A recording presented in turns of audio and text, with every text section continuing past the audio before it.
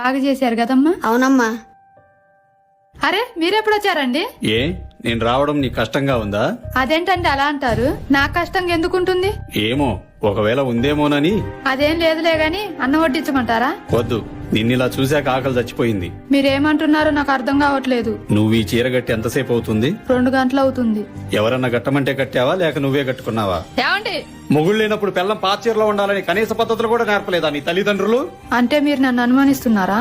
అవును, ఎవడ గట్టమంటే కట్టావు ఈ చీర? నాన్న నువ్వు లోపలికెళ్ళమ్మా.